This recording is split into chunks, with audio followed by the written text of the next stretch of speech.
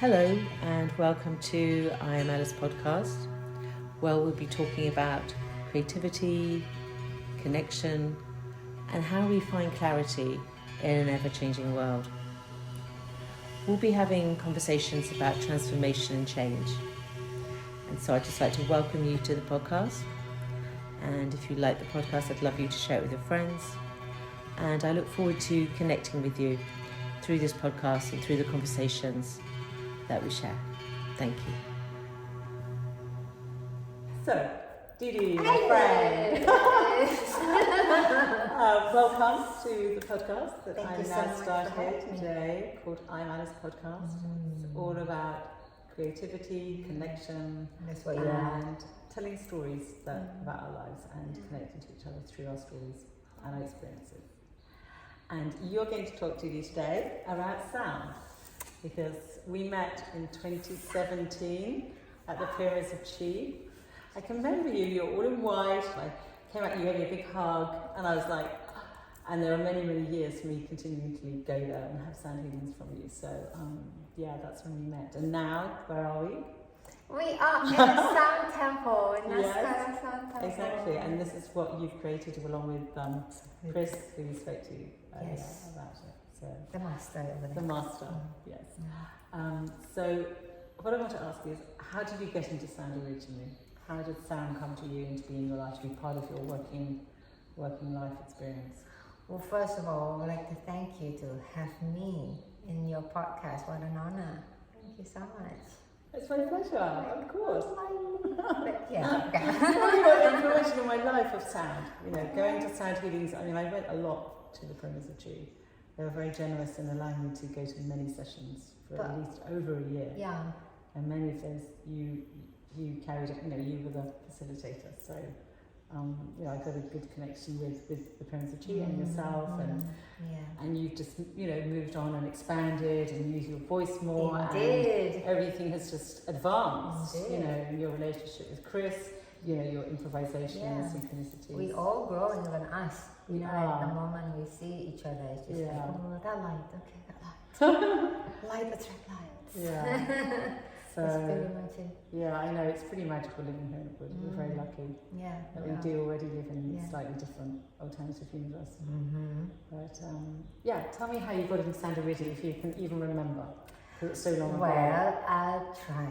And so even that was the beginning of the sound. It was literally a Pyramid of Chi. So I am forever grateful, especially to Lynn at Pyramid of Chi, because she's the one who saw me. Like, I went there to participate in the sound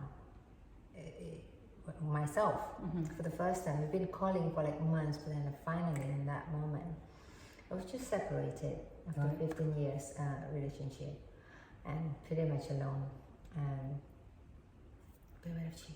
And so I went, joined the session. To be very honest, I'm like, it was, it's different from what I used to experience. I'm like, wow, gong and all that. Not really knowing, I feel like it's not really settling into me like what it was all about. I'm just sinking in. But then I'm sitting in this table with a big Buddha, that painting of big Buddha saying something I can't remember. And in a surrender of my situation at that time, because I wasn't able to see my daughter, and I was pretty much alone at that time, and I just saying to the universe, whatever you want to take from me, take it. It's almost like I don't care anymore, just take it. In that surrender moment, Peter's wife came to me and like, do you want to be one of the players here? Like, what does that even mean? How? Like a player? Yeah, go player. Because Peter came to me earlier like, do you want to do a marketing for Pyramid of Chi? I'm like, no, me, marketing, we're not a good friend. So, no thanks. But had you done sound? No. No, you hadn't done any sound, it's No. completely fresh? No. Oh, wow. No. That's pretty amazing. That moment. So I kind of actually, okay, if this is something that I can do for Peter, for the marketing, well, I wasn't sure. But for Lynn to came to me and ask that, I'm like, And so, come here every day learn from Peter because Peter is the only one who's doing the sound at that moment. So yeah, that's how it started. I come every day and just watch him playing and just be there in the presence of him. And maybe other too, like I remember there's few players too. I just went there and watched them and learning, I guess, from like being in a... Best way to be, to learn, to have the instrument, to be in the pyramid. Yeah, but then Pyramid of Chi hosting Master of Gong from India, Mr. Sanjay. Don't know if you met him actually. I did a short course with him. Yeah, you do too, in Pyramid of Chi? Yeah. It was beautiful. That was the first time, so I joined actually I also joined module 2 after that. So I do 2 modules with him. And that pretty much it, how I come to sound. Yeah. Now, how many years were you there at Pyramid of Chi? I stayed 3 years. Yeah. And then after that, COVID hit, and then they were like shut down, and then came back one day, and it was just like it's time for me to like be in my own following your own path, following your intuition, what you're guided, and now you're here, so you've been guided to this and to the collaboration with Chris. Exactly, it's just meant to be. The universe just orchestrating it for me, and that's how it flowed. 3 years was a good year. It was it's a good training ground. Yeah, it was really. Because you've expanded a lot in your sound since then, haven't you? Using the voice, which is a major powerful tool that we can all use. This is what we seem to forget. We all have a voice. You know, it's actually about using it. We speak. We might sing a little bit in the bath or something. I discover myself more through that playground. I call it playground, and it's a beautiful playground, very sacred to me indeed. But before that, I'm also doing Kundalini Yoga before this sound starting. So I already familiar Gong. Of course. Through Kundalini meditation. So then my introduction to Gong was back then. And I remember I chanted their mantra. And it was actually my partner. I was like, I'm giving class because I'm doing the training and I'm giving class. And at that time was my ex-partner, and he said, there's something about your voice. I don't know what, he said, but something about your voice. I'm like, So the exploration of my own voice is back then at Pyramid of Chi when I really like start. I remember I was shaking and like whatnot. I'm using my voice.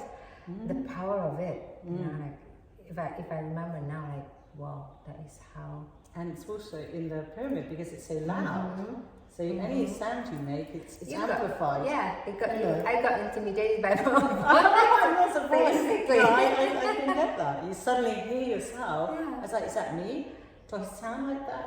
And then it's like kind of like an out-of-body experience. Do you find that? Absolutely. My body become weak and my knees are just... But do you not find it's like not even like it's coming from within you? It's sort of like, oh, who's making that sound? I mean, something like that. Yeah. But it's more like, intimidating, probably not the right word, but that's pretty much, if I think about it now, it's pretty much the power of the frequency of the sound itself that I discovered that and understanding it more now. Back then it was just like, what is that? But it's so powerful. So what do you call yourself now? What sound healer, sound therapist? Chris says she's now a sound weaver. And I love sound weaver. Yeah. Sound weaver is a tapestry. It is a tapestry. It is. Which I love the sound of that, weaving the sounds, all the different sounds. I can just it's got such a lovely feeling of flow and adventure and It's actually a very interesting question. I have no idea. And until up to today, I don't know what to call myself when it comes to sound. But I really don't know what to call myself. Really, well, I'm not comfortable calling myself sound healer. For some reason, it's not. I never like the word feel healer because actually the word I see, we heal ourselves through our sound, through our voice, through our expression, whatever it's painting or writing or playing instruments or using the voice. I mean, we're all our own healers. We're not waiting for somebody to heal us. It's actually we're healing ourselves through what we do. Exactly. Through our acts, with our because we are unique. Yeah. Everyone is unique, and with our uniqueness, what I believe is that we support others and support others to initiate themselves. Or to activate themselves, or just to allow a space where they can relax, be them, and be present, and allow the frequencies to go through their body. And then when they feel that, then you'll want to go out and do it, like I did. I wanted to learn all about it after experiencing so much that I want to do it. I want a gong. I want. This is like because it's medicine for the body, isn't it? It is definitely. So if there's anything, I still don't know how to call myself, but my presence together with the other presence, we are supporting each other. We're doing this alchemy or whatever we're doing to initiate themselves with each other presence. That's to bring them into balance and to give that unique medicine to that person. Yeah. Because every time you go to a sound healing or a sound weaving session or a sound journey, every time we take ourselves there, we're in a different space and time, and we're feeling different. Sometimes we feel tired, sometimes we feel depressed, sometimes whatever's going on in our lives. So we take that part of ourselves that's feeling that in that moment, and then we receive the medicine to meet that. There you go, and medicine. And then as it keeps on, so it's always changing. It's from moment to moment. It is. And I think in these times where everything is changing on so many levels, is that we can only live moment to moment. Exactly. So that sort of reminded me about when I went through a period of complete stress, is that the only way I could deal with it was just being in the moment to moment. Because that's actually all we have, and it's a good training we can't, trying to project what's going to happen next week, or trying to plan, trying to do this. Okay, you can have a kind of rough idea of things, but it's just like, it's so powerful in the moment. It's just to be very present with you for what you feel. If there's any emotion, any feelings, to be present. And yet we're so used to like, oh, I don't want to feel that. Oh, let me distract myself. Oh, let me do this and let me do that. Not suppressing the emotions, especially anger, not acknowledging, crying. Not even acknowledging. No, completely, irrelevant, sort of like dismissing of emotions. And I think this is what, when people go to, like, I'm sure you've met a lot of people that at the Primitive Tree and here, that they go, and it's such a powerful effect upon their heart that it kind of breaks them open a bit, especially people that aren't maybe doing yoga or doing the general sort of spiritual things. Is that it just breaks them open into whoa. It is amazing. To really feeling. It is a beautiful moment to be able to be present with them. To like hold, we call it holding space. People to make them feel safe and to be there with them. It's very powerful. I mean, I've experienced that many times. Levels of acceptance and just feeling the emotions that are coming through. You're amazing though, because not everybody able to be in that space, but you're very easy, you're very receptive. How you respond to sound is just like, now where is Alice going to go? She's ready to take off. I definitely do go. I'm like, wonder where Alice going today. Tell me. Yes, well, today I'm just here with you, in present. And I am with you, yes. So, what else would you like to tell me about your life and what changes have happened for you that challenges maybe that have come to you, that you've used sound, or how you managed to get through these hurdles that we all experience. I mean, they're all unique to us, but actually it's a universal experience that we go through challenges, all the time. Some deeper, some harder, some lighter. What would you suggest to people? How can sound help people support them through this? How sound support them to go through whatever they go through. Go through change, Well, perhaps I can only use myself an example. It's just so amazing that I am facilitating the sound. and facilitating the sound. But in fact, probably I will be the most needed, because at this moment, in this period of time, I'm facilitating sound. So I see myself as needing the sound for myself. True, right? actually they do say that. Whatever you're attracted to, it's because you need it more. Yeah. So you're sort of like, right, I need all the sound, so I'm going to do it every day, facilitate. It's not that I'm going through whatever place to receive sound now. I'll do it because I need it, because I'm going through a lot as well myself. And I would say by facilitating, by doing it, I'm giving it to myself. Yes, you are. Because all those frequencies are going through you. Absolutely. And also it's like the creativity. Yeah. I mean, this is the thing that I really realised when my life changed. It's like, I needed to find a sense of purpose. And, you know, finding things you love to do tend to be the creative things. You know, they don't tend to be the boring things. They tend to be the creative things like painting or writing or drawing or sound. Yeah. And they're the things that give you the most joy. So I've just been collecting instruments too and playing them. I'm not facilitating, but just collecting them and learning them and just enjoying them for, you know, because obviously that's my medicine, is to play these instruments and to sing and to experiment. Yeah. It's like being a child. I'm still waiting to receive. Oh, well, you shall receive. Come to my house. Yes, I'm waiting for the invitation. It's really impolite if I invite myself, no? You shouldn't invite yourself. I will. You need to invite yourself. I will. But I forgot what you said. But I did one to Ahmed, and then I received when you do harmonium, you know. So I was just learning harmonium then, wasn't I? Yeah. I'm much better now. That was amazing. Yeah, and I have my mind good. Yeah, I love it. But, so I'm ready to receive. Okay, good. Yeah. Well, you can come and you can receive. Thank you. I forgot my question though. What was my question? I can't remember.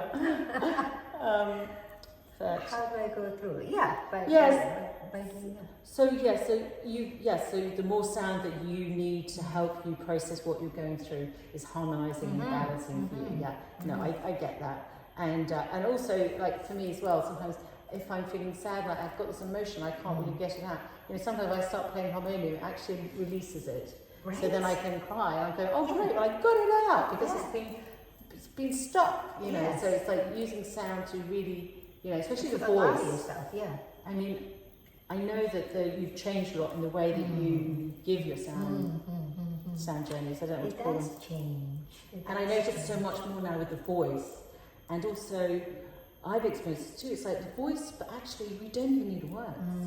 I think this is the powerful thing. It's like actually we don't need, it's just making the sounds, which is going straight into the healing. Yeah. It's almost like you can listen to a record or music you like, it can make you happy. Yeah. You can do sound journey stuff and it's even deeper. And then you can actually just make sounds. And it's the toning. Straight in. Humming. Toning, or that. Maybe you could do a bit of toning to finish. That would be lovely. Toning. Yes, a beautiful bit of toning. Come on. Yes, that would be lovely. I know I put you on the spot, but that would be great. Yeah. To people could experience, because I'm sure most people don't really know what toning is. They probably know what mantra is, they know what sound healing is, but they don't know necessarily what toning is, which is not using words. Maybe you could explain a bit about toning. It's more about allowing yourself to trust yourself, what wants to come up from through you. Okay, not from you. Through you. Yeah. That is what we call it channel. Right. I don't know any other word that I can think about now, but for me it will be like just you. Completely trust yourself. Come into your heart and tuning into your heart and tune into yourself and simply allow what words come out. Some people come out in a very weird sound, but that is them. That is their own unique frequency. In that moment. Yes. Some people just burp for no reason while they're doing their channeling, their tuning in. But that's perfectly fine because that's what she's doing. Yeah. So, do you want me to tone? Yeah, just a little bit, just a short tone, just to show what it's. I might combine it from what I learned from our last sound training. Okay. With our teachers, with overtone. If it's come up because overtone is also known, like what you say, it doesn't have to be words, but it's words of God is the source, it's a divine. So it's really that frequency. Yeah. Yeah, that'd be lovely. This is for Alice and for everyone who's listening.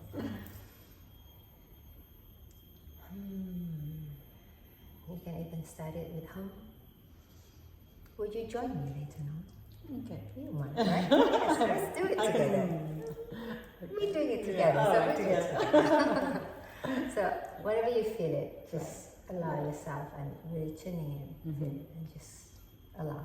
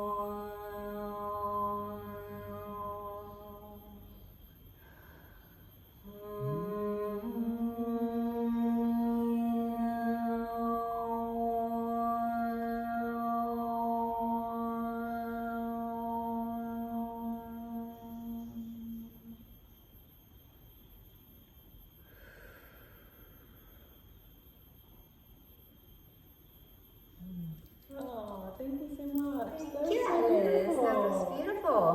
I want to hear more. Yours. No, I was just doing When I wasn't hanging up overturning. It was just like, I need to listen.